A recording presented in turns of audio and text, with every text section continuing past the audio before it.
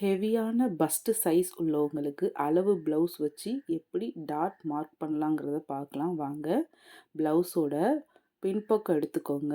அதில் கொக்கி சைடு எடுத்துக்கிட்டு டாட் பிடிச்சிருப்பாங்கள்ல அதை மார்க் பண்ணுங்கள். கிராஸாக வச்சு எவ்வளோ வருதுன்னு பாருங்கள். எனக்கு 1.5 இன்ச் உங்களுக்கு வருது. ஸோ இந்த சைட்லேருந்து பார்த்தா உங்களுக்கு தெரியல, நான் அதை பெரட்டி போட்டுக்கிறேன். ஸ்டார்டிங்லேருந்து ஆல்ரெடி கட் பண்ணி வச்சுருக்கோம்ல, அதுலேருந்து 3.5 இன்ச் வந்துட்டு கேப் விடுங்க. ஹெவியான பஸ் சைஸ் உள்ளவங்களுக்கு 3.5 இன்ச் கேப் விட்டுட்டு, அதுக்கப்புறம் நம்ம அளவெடுத்து வச்சுருக்க 1.5 இன்ச்சை ஒரு டைம் மார்க் பண்ணிவிட்டு, இன்னொரு டைம் 1.5 இன்ச் ரெண்டுத்தையும் சேர்த்து தான் பிடிக்கணும்.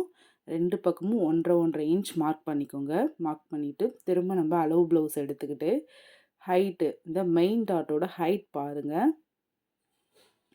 எனக்கு 2.25 இன்ச் வருது பாருங்கள். 2.25 அதை அப்படியே மெயின் டாட்டோட ஹைட்டாக மார்க் பண்ணிக்கலாம்.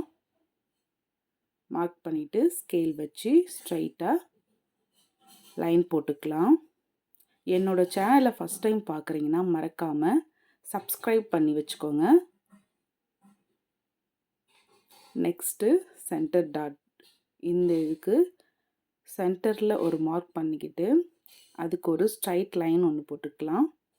இந்த ஒரு டாட்டுக்கும் உள்ள டிஸ்டன்ஸ் எவ்வளோ இருக்கணும்னா 2.5 இன்ச் இருக்கணும். ஹெவி பஸ்ட் உள்ளவங்களுக்கு கண்டிப்பாக இந்த 3 டாட்டுக்குள்ள இது லென்த்து 2.5 இன்ச் வச்சுக்கோங்க.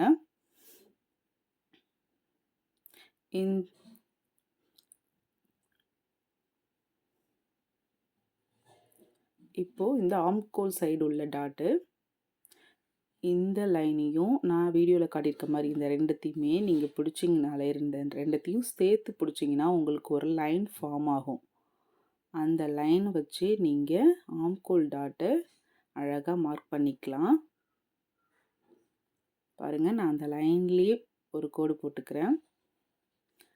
கரெக்டாக 3 டாட்டுக்குமே 2.5 இன்ச்சு கேப் இருக்கிற மாதிரி பார்த்துக்கோங்க.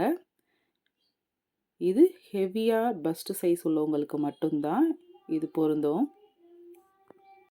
ஸோ நம்ம இந்த இடத்துல இந்த சைடு ஒரு 1/4 இன்ச், அந்த சைடு ஒரு 1/4 இன்ச், மொத்தமாக 1/2 இன்ச் பிடிக்கிற மாதிரி ஆம்கோல் சைடும் பிடிச்சிக்கணும்,